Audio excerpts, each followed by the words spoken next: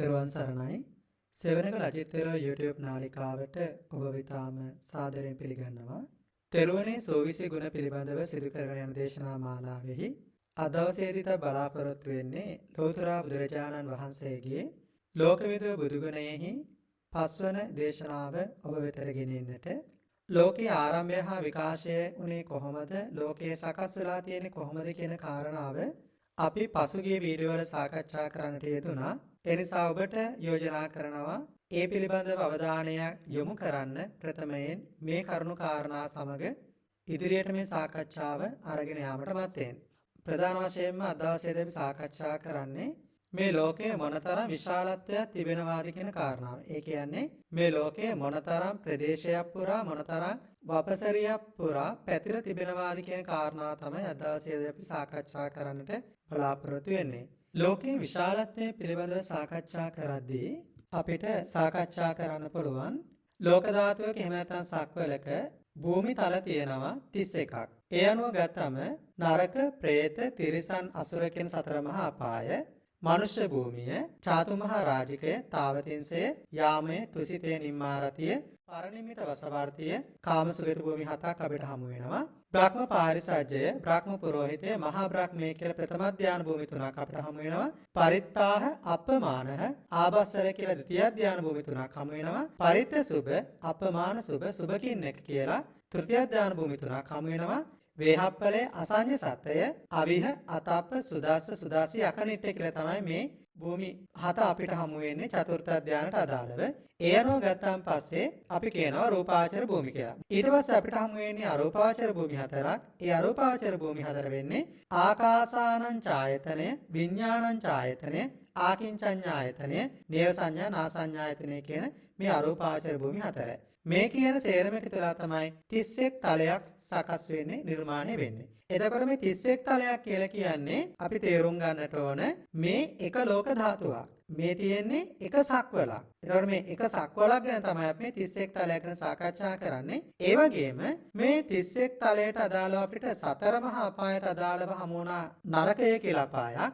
මේ නරකය කියන අපාය අපි තවත් 8කට බෙදනවා. 8 මහා නිරය කියලා. අපි ඔයගොල්ලෝ මේක ධර්ම දේශනාවල අහලා තියෙනවා. ඒ අනුව සංජීව නරකය, කාලසූත්‍ර නරකය, සංඝාත නරකය, රෞරව නරකය, මහා රෞරව නරකය, තාප නරකය, ප්‍රතාප නරකය, අවීචි මහා නරකය කියලා අපිට හමු වෙනවා මේ 8 මහා නිරේවල්. ඒ 8 මහා නිරයට අයිති ඒ 8 නැවතත් එක නිරයකට අදාළව තවත් නිරේවල් 16ක් අපිට හමු වෙනවා. එහෙම ගත්තාන් පස්සේ අපිට මේ නිරේවල් ප්‍රමාණය අපිට හවු වෙනවා 128ක් නිරයන් හවු වෙනවා මේ නරකයට අදාළව. එතකොට මේවා ගැන අපි තේරුම් ගන්නට ඕන මේ තමයි ලෝකේ විශාලත්වය. මේ එක ලෝක ධාතුවක්. මේ එක ලෝක ධාතුවකට තමයි පින්වතුනි අපි තේරුම් ගන්න ඕන එක ඉරක් එක හඳක් තියෙන්නේ. විශේෂයෙන් මේ කාරණාව පැහැදිලි කරගන්න පුළුවන් සූත්‍ර දේශනාවක් අපිට හමු වෙනවා. අංගුත්තර නිකායේ තික නිපාතයේ ද්විතීය පඤ්ඤාසකේ ආනන්ද වර්ගයේ එන 10 වන සූත්‍රය. මේ සූත්‍රය පැහැදිලි කරනවා ලෝක ධාතු විභාගය අනුව ලෝකයේ විශාලත්වය මොනතරම්ද කියලා. එක ඉරකින්, එක හඳකින්, එක සූර්යයා කෙනෙකුගෙන්, එක චන්ද්‍රයා කෙනෙකුගෙන් ආලෝකය ලබන භූමි ප්‍රමාණය අපි කියන එක ලෝක ධාතුවක් කියලා. තොර එක ලෝක ධාතුවක් කියලා කියන්නේ අර සඳහන් කරපු භූමිතල 31ම. තොර සක්වලක්. එක සක්වලකට තියෙන්නේ එක ඉරයි එක හඳයි.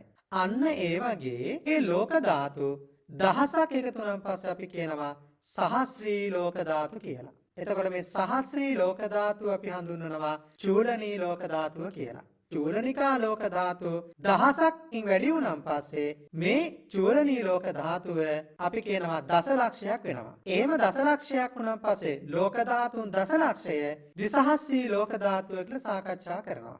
මේ දිසහස්සී ලෝක ධාතුවටම තියෙන තවත් වචනයක් තමයි මධ්‍යම ලෝක ධාතුව කියලා කියන්නේ.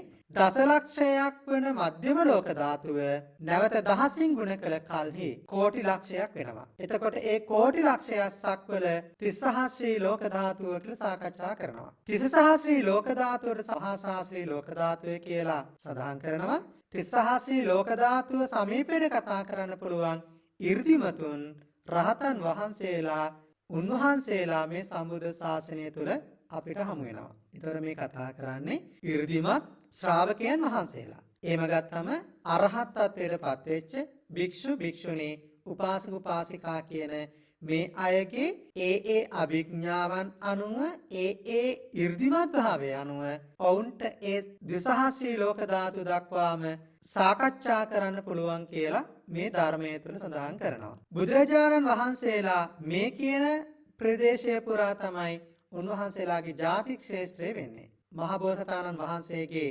මෞකස පිරිසිඳීම, ඒ වගේම උපත ලැබීම, මහා බිනිෂ්ක්‍රමණය, බුදු වීම, ධම්සක් පැවතුම් සූත්‍ර දේශනාව, ආයු සංස්කාර අතහැරීම, පරිනිර්වාණය කියන මේ වගේ අවස්ථාවන්හි මධ්‍යම ලෝක ධාතුව කම්පා වුණා කියලා සඳහන් කරන ධර්මයේ තුල අපිට තොරතුරු අනාවරණය කරගන්න පුළුවන්. මේ සක්වල සමග කෝටි ලක්ෂය සක්වලවල අපි කියනවා ත්‍රිසහස්‍රී මහා සහස්‍රී ලෝක ධාතුව කියලා. මේ කියන කෝටි ලක්ෂයක් සක්වලවල් වලට බුදුරජාණන් වහන්සේගේ ආඥාව, බුද්ධ ආඥාව පතුරවන්නට පුළුවන්. පැතිරිලා තියෙනවා. ඒ පිළිබඳව අපිට පැහැදිලිව තේරුම් ගන්න පුළුවන් අවස්ථාවක් තමයි පින්වතුනි මහා සමය සූත්‍ර දේශනාව. මහා සමය සූත්‍ර දේශනාවේ සඳහන් වෙන්නේ දෙවිවරු මූලික කරගත් දේශනාවක්. මේ මහා සමය සූත්‍රය දේශනා කරද්දී බුදුරජාණන් වහන්සේ දන්නවා විශාල ප්‍රමාණයේ දෙවිවරු කණ්ඩායමක් මෙතෙන්ට එනවා කියලා. විවිධ ප්‍රමාණයේ දෙවිවරු කණ්ඩායමක්. මේ විවිධ ප්‍රමාණයේ දෙවිවරු කණ්ඩායම අතර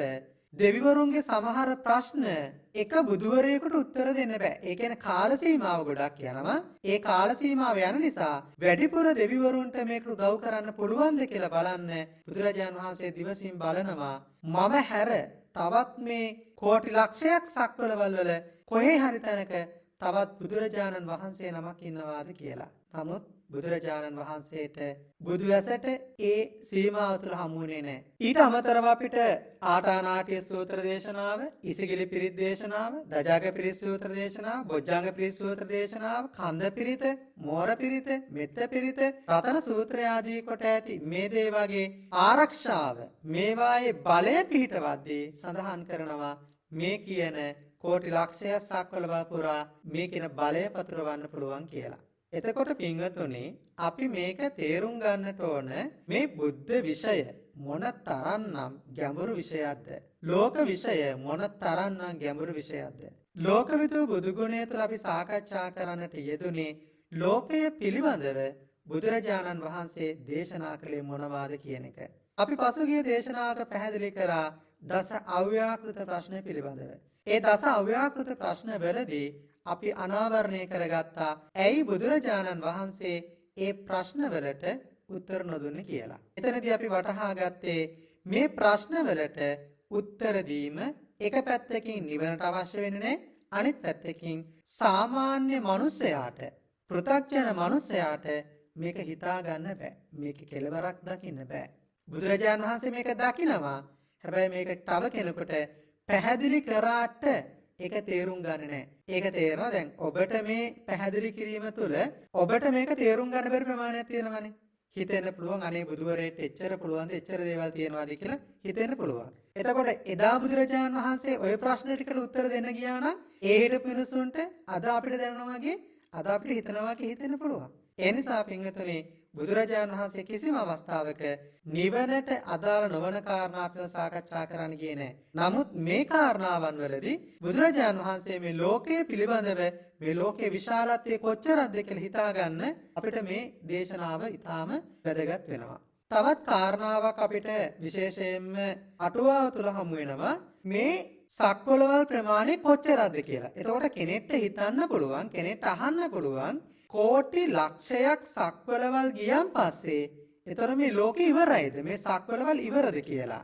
එතෙන්ට උත්තරයක් බුදුරජාණන් වහන්සේගේ දේශනාවේ පැහැදිලි කරපු කාරණාවක් අටුවාව තුළ පැහැදිලි කරනවා මෙන්න මේ ආකාරයෙන්. කතා කරපු කෝටි ලක්ෂයක් සක්වලවල් වල සතර පායේ ඉඳලා අකනිටා බ්‍රහ්ම ලෝකයේ දක්වා උස ගන්නකො අපි හිතමු. සක්වල පටන් ගන්න තැන ඉඳලා එහෙම නැත්නම් අපි හිතමු නරකය කියලා. නරකය කියන අපායේ ඉඳලා අකනිටා බ්‍රහ්ම ලෝකයේ දක්වා තරම් ප්‍රමාණ වූ අබෑට ටිකක් අරගෙන සක්වල උඩකට නගින්න. අපි හිතමු වම් පැත්තට යාට යන කෙනා කියලා. ඒ මිනිසයා වම් පැත්තට යනවා එක සක්වලකට එක අබෑටේ ගාන දාගෙන යනවා. යම් දවසකදී අරතරන් විශාල අබෑට ප්‍රමාණයක් අවසන් වෙනවා. නමුත් සක්වල ප්‍රමාණය නම් පිංගතුනේ අවසන් කරන්න බෑ කියලායි අටුවාව සඳහන් කරන්නේ. මතක තියාගන්න මේ කියන සක්වලවල් ගත්තාන් පස්සේ මේ හැම සක්වලකටම අදාළවම මනුෂ්‍ය ලෝකයක් තියෙනවා. නවීන විද්‍යාව තුළ අඟහරු ලෝකයේ තුළ මිනිසුන්ට ජීවත් වෙන්න පුළුවන්ද කියලා සාක්ෂි හොයනවා. දැන්ටම සමහර දියුණු රටවල් ඒ වගේ ඉඩම් භූමි වෙන් කරගන්න පොර බඳිනවා. නවීන තාක්ෂණය පුදුමාකාර විදිහට මේ දේවල් පස්සේ යනවා. හැබැයි නවීන තාක්ෂණය තවම බුදුවැසට සමාන කරන්න බෑ. අල්ප මාත්‍රයක්වත්. අපිට මේ කාරණාන් ඒක තේරෙනවා පින්වතුනි. හිතන්න කෝටි ලක්ෂයක් සක්වලවල් ගැන බුදුරජාණන් වහන්සේ මේ සාකච්ඡා කරේ. නවීන තාක්ෂණය මොන තරම් දියුණුණත් තවම හොයාගන්න බැරුණා තවත් මනුෂ්‍ය ලෝකයක්. නමුත් භාග්‍යවතුන් වහන්සේ මීට අවුරුදු 2560 ගණනකට කලින් පින්වතුනි පැහැදිලි කරනවා කෝටි ලක්ෂයක් සක්වලවල් තියෙනවා කියලා. තව තියෙනවා. නමුත් බුදුරජාණන් වහන්සේට මේ කෝටි ලක්ෂයක් සක්වලවල් වලට තමන් වහන්සේගේ ආඥා පතුරවන්න පුළුවන්. ආඥා පතුරනවා කියලා කියන්නේ උන්වහන්සේගේ බුද්ධාලෝකය කෝටි ලක්ෂයක් සක්වලවල් වලට පතුරවන්න පුළුවන්. කෝටි ලක්ෂයක් සක්වලවල් වලට ඇසෙන්නට බණ දේශනා කරන්න පුළුවන් බුදුරජාණන් වහන්සේට. එහෙමනම් අපි මෙතන වටහාගත යුත්තේ මේ බුද්ධ විෂය කියන එක අපිට කවදාවත් හිතන්න බෑ. ඒකයි කිව්වේ යම්කිසි කෙනෙකු මේ දේවල් ගැන හිතන්න යනවා නම් එයාගේ හිත වික්ෂිප්ත වෙනවා. අපි කියන්නේ විකාර වෙනවා. මේක හිතලා නිමාවක් දකින්න බෑ. ඒ නිසා පින්වතුනි නවීන ලෝකයේ AI තාක්ෂණයත් එක්ක අපි නොයෙකුත් දේවල් පටලවාගෙන ආදගෙන අපි මේ නොපෙනෙන ආධ්‍යාත්මික කරුණු ගැන නොයෙකුත් අර්ථකථන ඉදිරිපත් කරනවා. සමාජික කවුරු කෙනෙක් මොනවා හරි මතවාදයක් එළියට දැම්මන් පස්සේ ඒක අරගෙන යනවා. විශේෂයෙන් තරුණ ප්‍රජාව. මෙහෙම ගත්තන් පස්සේ මේ බුදු වැසට හමු වෙච්ච දේවල් අපි කොහොමද හොයන්නේ නවීන තාක්ෂණයේ? අරවතරගෝ සංසාරය පුරාවටම ප්‍රගුණ කරපු දෙයක් ගණන් කරන්න බැරි තරම් කාල සීමාව තුළ ප්‍රගුණ කරපු ඥානය ඒ ඥානයකින් ලබාගත දේ කොහොමද PhD එකකින් සමාන කරගන්නේ? ડોක්ටර් උපාධියකින් කොහොමද සමාන කරගන්නේ? විද්‍යාව පිළිබඳව ડોක්ටර් උපාධියකින් කොහොමද සමාන කරගන්නේ? එහෙම සමාන කරන්න බෑ. මොකද ඊට වඩා ප්‍රකෝටි ගණනකින් භාග්‍යවතුන් වහන්සේගේ බුද්ධ ඥානය අතිවිශාලයි. මිලියන ත්‍රිලියන ගණනකින් වෙන්න පුළුවන්. ඒ නිසා පින්වතුනි ඔබ වටහා ගත යුත්තේ එවැනි ශාස්ත්‍රවරයෙක් තමයි මගේ බුදුහාමුදුරුවෝ. එවැනි මාර්ගෝපදේශකයෙක් තමයි මගේ බුදුහාමුදුරුවෝ. ඒ නිසා ඒ බුදුහාමුදුරුවෝ ගැන මේ බුදුගුණ දැකලා ශ්‍රද්ධාව ඇති කරගෙන මිත්‍යා මතිමතාන්තර ඔළුවේ තියාගන්න නැතුව නිර්මල පිවිතුරු බුදුදහම තේරුම් අරගෙන අප්‍රමාණ ගෞරවයෙන් යුක්තව කටයුතු කරලා Tamanගේ සංසාරික ජීවිතය ඉතා ඉක්මන් භවයකදී ඉටි කරගන්නට පුළුවන් කරන මඟ මාවත සකසා ගන්න ඔළුව ගිනිගත් මනුස්සයා ඒ ගින්න නිවා ගන්න වහා කටයුතු කරනවා වගේ. ඒ නිසා මතක තබා ගන්න මේ අති මහත් වූ අනන්ත වූ ලෝකය ගැන බුදුරජාණන් වහන්සේ දේශනා කරන්නට යෙදුනේ ලෝකවිදූ බුදුගුණයට අදාළවමයි. මේ අපි සාකච්ඡා කරන්නේ ලෝකවිදූ බුදුගුණය පිළිබඳව. මේ ලෝකවිදූ බුදුගුණය තුළින් අපි අද කතා කරන්නට යෙදුනේ මේ මුළු ලෝකය මොන තරම්නම් විශාලද කියලා. අපි සක්වලවල් ප්‍රමාණය අපි කෝටි ලක්ෂයක් සක්වලවල් කියන එක තන සීමා කරගමු. කෝටි ලක්ෂයක් සක්වලවල් කියලා කියන්නේ මතක තියාගන්න මනුස්ස ලෝක කෝටි ලක්ෂයක් තියෙනවා. සතර අපායවල් කෝටි ලක්ෂයක් තියෙනවා. දිව්‍ය ලෝක 6වල්, ඒ වගේම බ්‍රහ්ම ලෝක ඒවත් කෝටි ලක්ෂයක් ගාන තියෙනවා. නවීන තාක්ෂණයට තාම එක මනුස්ස ලෝකයක් හොයාගන්න බැරි වුණා. බුදුහාමුදුරන්ගේ විෂය ගැන ඔබ දකින්න තථාගතයන් වහන්සේ කෙරෙහි අප්‍රමාණ ශ්‍රද්ධාව ඇති කරගෙන ඒ උතුම් බුදු පියාණන් වහන්සේට වතාවක් දක්වමින් තමන්ගේ සසර ගමන කෙටි කරගන්න මේ ධර්ම මාර්ගය තුලින් බුදුරජාණන් වහන්සේගේ මේ ධර්මය තුලින්ම බුදුහාමුදුරුවෝ කවුද කියන කාරණාව වටහා ගන්න. අපි ඊළඟ වීඩියෝ තුලින් තව කරුණු සාකච්ඡා කරන්න බලාපොරොත්තු වෙමින් අද දවසේදී ඔබගෙන් සමු ගන්නවා. ඔබ හැම දිනාටම තෙරුවන් සරණයි.